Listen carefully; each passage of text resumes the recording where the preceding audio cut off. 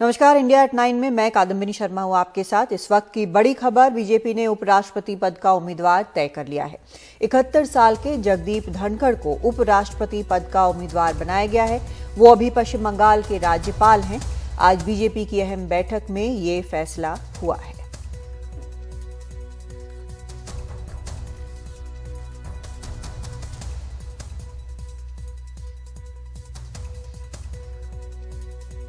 सभी नामों पर गौर करने के बाद हम सब लोग और भारतीय जनता पार्टी की संसदीय बोर्ड इस निष्कर्ष पर पहुंची है कि उपराष्ट्रपति पद के लिए भारतीय जनता पार्टी और एनडीए के प्रत्याशी के रूप में हमारे किसान पुत्र श्री जगदीप धनखड़ जी को हम उपराष्ट्रपति पद के लिए अपना प्रत्याशी के रूप में घोषित करते हैं।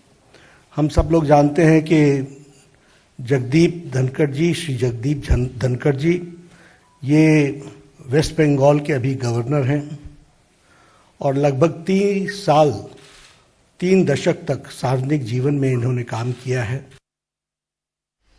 और खुद पीएम मोदी ने इस बारे में ट्वीट भी किया है। उन्होंने लिखा है, किसान पुत्र जगदीप धनखड़ जी अपनी विनम्रता के लिए जाने जाते हैं। कानूनी, वैधानिक और राज्यपाल के तौर पर उनका उत्कृष्ट कार्यकाल रहा है। उन्होंने हमेशा किसानों, नौजवानों, महिलाओं और हाशिए पर पड़े लोगों की भलाई के लिए काम किया है। खुशी है कि वो हमारे उपराष्ट्रपति उम्मीदवार होंगे। श्री जगदीप धनखड़ जी को हमारे संविधान की बेहतरीन समझ है। वो वैधानिक मामलों से भी अच्छी तरह परिचित है। मुझे भरोसा है कि वो राज्यसभा के शानदार सभापति होंगे और राष्ट्रीय विकास को और आगे बढ़ाने के इरादे से सदन की कार्रवाई चलाएंगे। और गृह मंत्री अमित शाह ने भी इस बारे में ट्वीट किया है। उन्होंने लिखा है, मुझे विश्वास है कि उपराष्ट्रपति पद व राज्यसभा के सभापति के रूप में श्री जगदीप धनखड़ जी के चुने जाने से हमारे उच्च सदन की गरिमा और बढ़ेगी। साथ ही सदन की संवैधानिक प्रक्रिया में उनके व्यापक और लंबे प्रशासनिक अनुभव का देश को बहुत लाभ मिलेगा। उन्हें अग्रिम शुभकामनाएं देता हूं।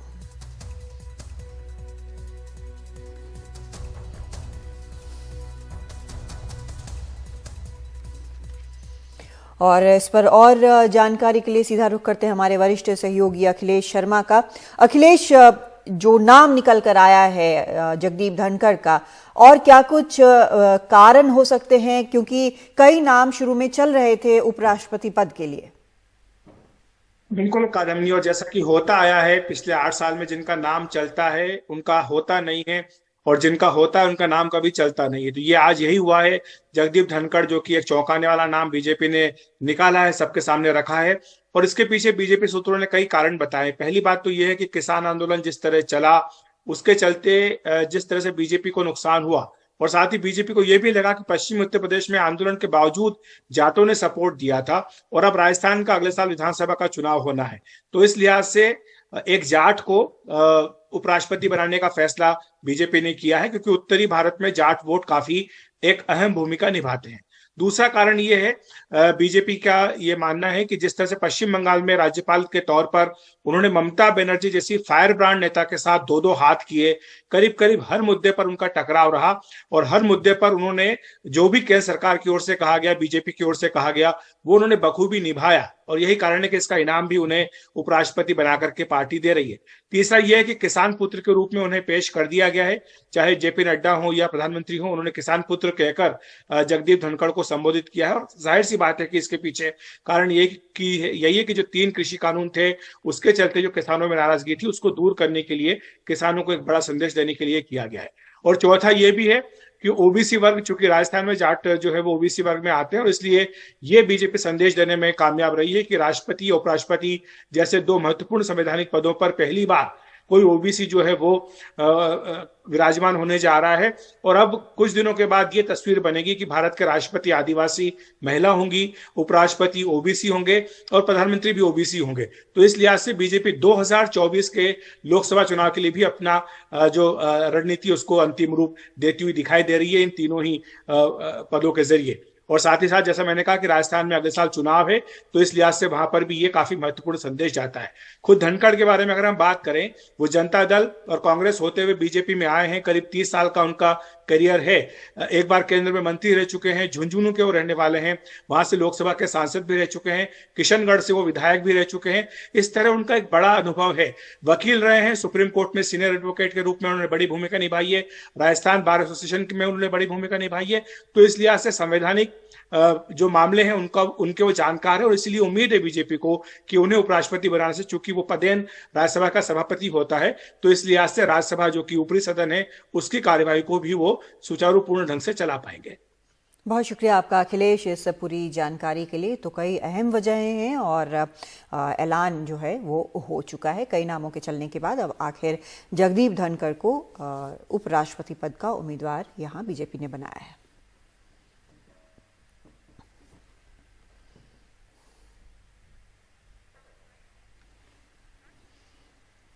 मॉनसून सत्र से पहले सर्वदलीय बैठक हुई है। ये बैठक लोकसभा स्पीकर ने बुलाई थी। इसमें कई दलों के नेता शामिल हुए। माना जा रहा है कि सत्र के दौरान संसद में बहस हो, हंगामा नहीं, इस पर यह बैठक जो है वो बुलाई गई थी और इसमें चर्चा हुई इसी बात पर।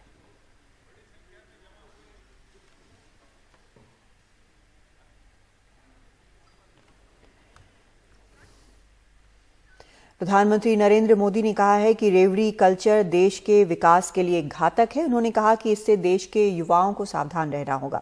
अरविंद केजरीवाल ने कहा कि आम लोगों को सुविधाएं देना मुफ्त नहीं है। उन्होंने कहा कि मुफ्त की रेवड़ी का मतलब है कि कंपनी ने लोन लिए और लोन खा गए और कोई कार्रवाई नहीं हुई।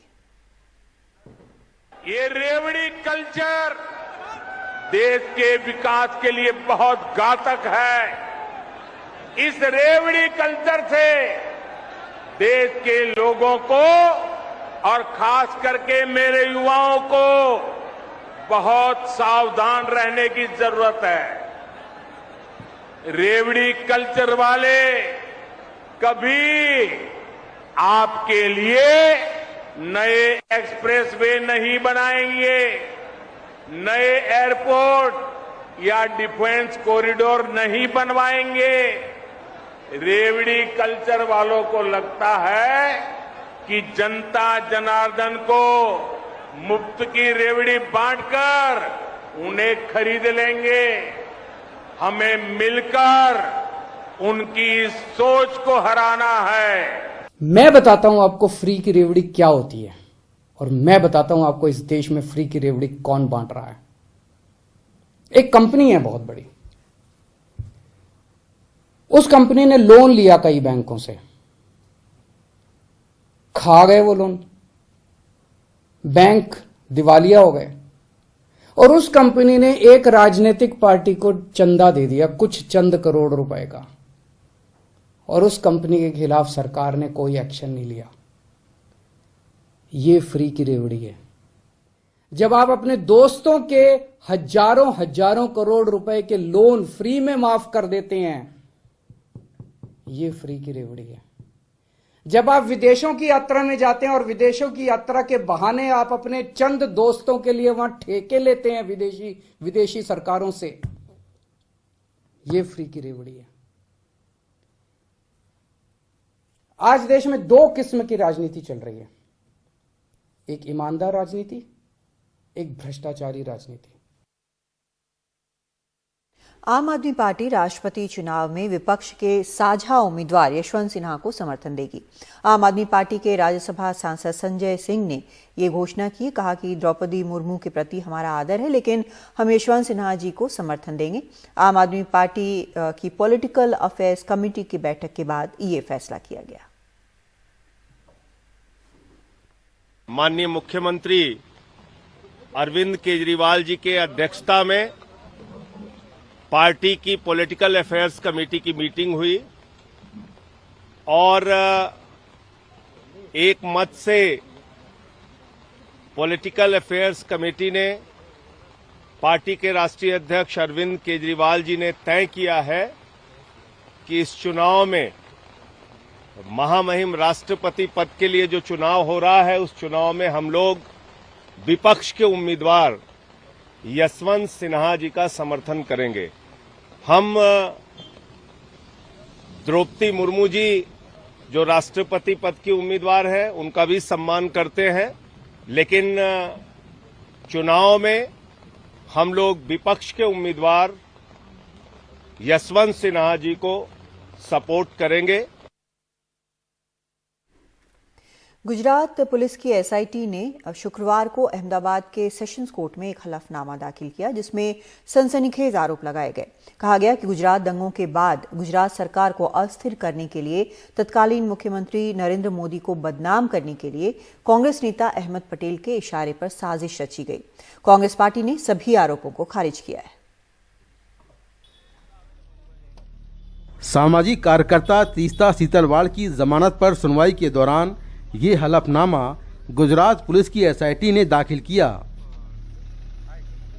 एसआईटी ने सनसनीखेज आरोप लगाते हुए कहा कि तीस्ता सीतलवाड़ के जरिए तत्कालीन गुजरात बीजेपी की सरकार को अस्थिर करने, उसे गिराने और तब के मुख्यमंत्री नरेंद्र मोदी को बदनाम करने की साजिश रची और इस साजिश के पीछे थे सोनिया गांधी के राजनीतिक सलाहकार अहमद पटेल। अब बीजेपी इसे लेकर हमलावर है। अहमद पटेल तो मात्र एक नाम है, काम तो सोनिया जी का था। नाम अहमद पटेल, काम सोनिया जी, इसलिए अपने मुख्य राजनीतिक सचेतक, अपने मुख्य पॉलिटिकल एडवाइजर अहमद पटेल के माध्यम से सोनिया जी ने गुजरात के छवि को धूमिल करने की चेष्टा की। तीस्ता सीतलवाड़ और अन्य के खिलाफ गुजरात दंगों में उनकी मंशा की जांच को लेकर इसी साल 24 जून को सुप्रीम कोर्ट ने आदेश दिया था। एसआईटी ने हलफनामे में लिखा है कि तत्कालीन गुजरात सरकार को अस्थिर करने के लिए तीस्ता सीतलवाड़, पूर्व डीजीपी आरबी श्री कुमार और आईपीएस संजीव भट्ट ने बड़ी साजिश रची। ये साजिश कांग्रेस नेताओं और अहमद पटेल के इशारे पर रची गई। इसके बदले तीस्ता सीतलवाड़ को कांग्रेस पार्टी की तरफ से 30 लाख रुपए मिले। कांग्रेस ने तीस्ता को इस दुर्भावनापूर्ण काम के लिए 2007 में पद्मश्री से सम्मानित किया। तीस्ता चाहती थीं कि कांग्रेस पार्टी उन्हें राज्यसभा से सांसद भी बनाए। एसआईटी ने कहा कि गुजरात दंगों के 4 महीने बाद गुप्त तरीके से तीस्ता सीतलवाड़ ने संजीव भट्ट के साथ अहमद पटेल से उनके नई दिल्ली के आवास पर मुलाकात की। कांग्रेस पार्टी ने सभी आरोपों को खारिज किया है। अब चुनाव आ रहा है 5 महीने बाद, फिर से ये नई थ्योरी ले आए कि अहमद पटेल जी, सोनिया जी सब मेरे खिलाफ षड्यंत्र। अरे अगर हम षड्यंत्र रच रहे होते और इनकी तरह की राजनीति करते तो क्या ये मुख्यमंत्री रह सकते थे गुजरात के? इन्हें खुद सोचना चाहिए। जो व्यक्ति आज है नहीं इस दुनिया में अपना डिफेंस करने के लिए, उस व्यक्ति को भी आप कटघरे में खड़ा करेंगे। जांच एजेंसी ने तीस्ता सीतलवाड़ पर गुजरात दंगों के चेहरे कुतुबुद्दीन अंसारी के जरिए गुजरात सरकार की छवि को खराब करने का आरोप लगाया। इसी के तहत सीतलवाड़ ने पूर्व मंत्री हरेन पांड्या की हत्या के बाद उनके पिता विट्ठल भाई से संपर्क करने की कोशिश की थी। तीस्ता पर दंगा पीड़ितों के फंड की हेराफेरी और दंगा पीड़ित जाकिया जाफरी को उकसाने का आरोप है। ये आरोप गुजरात दंगों के सालों साल बाद आए हैं, तब जब अहमद पटेल इस दुनिया में नहीं है। अब देखना होगा कि कोर्ट इन आरोपों को कितनी गंभीरता से लेता है। नई दिल्ली से कैमरामैन प्रेम सिंह के साथ मैं मुकेश सिंह सेंगर, एनडीटीवी इंडिया। उत्तर प्रदेश पर सूखे के बादल मंडराने लगे हैं। बारिश नहीं हो रही, जिसकी वजह से उत्तर प्रदेश में महज 42% ही खरीफ फसल की बुआई हो पाई है। बारिश न होने के कारण इटावा से लेकर बुंदेलखंड तक हाहाकार मचा है। रविशंजन शुक्ला की रिपोर्ट।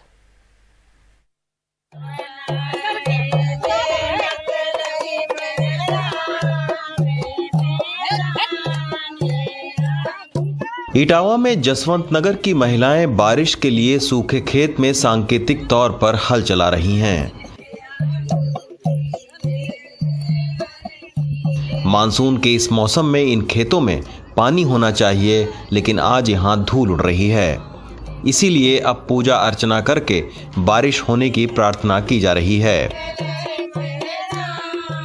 ये मक्का है, बाजरा है, और ये धान है, ये शाखा है, तो ये पानी बरस रही है, ये शाखा हुए। इंद्रदेव की सेवा कर रहे हैं, ये पानी नहीं बरस रहा है, इसलिए उनसे प्रार्थना मांग रहे हैं कि ये पानी बरसे। और सूखा पड़ी है, जनता परेशान है, इसलिए ये हर चलाना जा रहा है।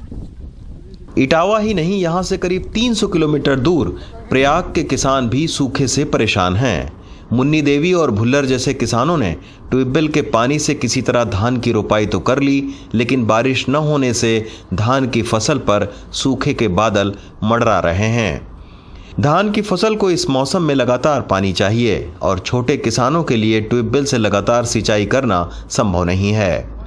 खेत सब सूखा जा रहा है, बेहन आ गई है, बारिश हो नहीं रही है, हम लोग किसान मर जाएंगे साहब, कोई सहायता नहीं हो रहा है साहब। आखिर जुताई नहीं, बुआई कहाँ से बच्चों को पालेंगे हम? हाँ,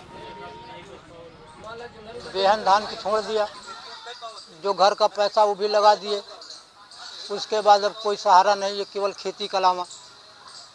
बेहन भी खराब हो रही, पानी भी नहीं है।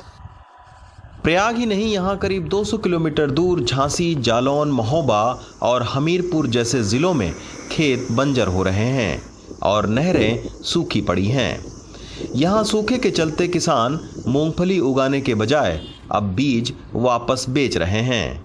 मूंगफली बेच भी आए थे, जब बीज पाए थे हमने 8 क्विंटल मूंगफली ली थी।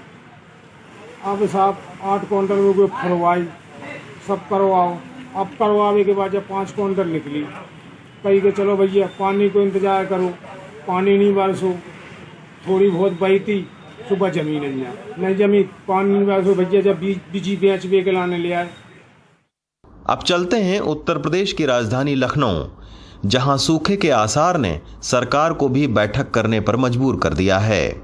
उत्तर प्रदेश में अब तक का आकलन यही है कि 60% से कम बारिश हुई है और यहाँ पर जो खरीफ के फसल की रोपाई है वो केवल 42% अब तक हो पाई है। सूखे ने खरीफ की फसल पर गंभीर असर डाला है। उत्तर प्रदेश में 96 लाख हेक्टेयर में खरीफ की फसल की बुआई होती थी, लेकिन इस बार केवल 42 लाख हेक्टेयर में ही बुआई हुई है। सबसे ज्यादा प्रभावित इलाके बांदा, हमीरपुर, जालौन, बलिया, बस्ती, गोरखपुर, महाराजगंज, संत कबीर नगर और श्रावस्ती हैं। कृषि विभाग के अधिकारियों को, कृषि विश्वविद्यालयों को, कृषि विज्ञान केंद्रों को भी हमें अलर्ट मोड में रखना चाहिए और वे लोग किसानों के साथ लगातार संवाद बना के रखें, उनको सही जानकारी दें। और अगर बाई चांस सूखा की नौबत आती है तो उसकी भी हमारे पास तैयारी होनी चाहिए, जिससे जो भी हमें औपचारिकता करनी होंगी तो फिर मंत्री समूह गठित करके उस कार्यक्रम को हम आगे बढ़ा सकेंगे। उत्तर प्रदेश में खरीफ की फसल 15 जून से 15 सितंबर तक होती है। अगर अब भी बारिश हो जाए तो किसानों को कुछ राहत मिल सकती है। सरकार से लेकर किसान सभी इसी जुगत में हैं कि किसी तरह हालात सुधरें। इटावा से अरशद जमाल के साथ रवीश रंजन शुक्ला, एनडीटीवी इंडिया।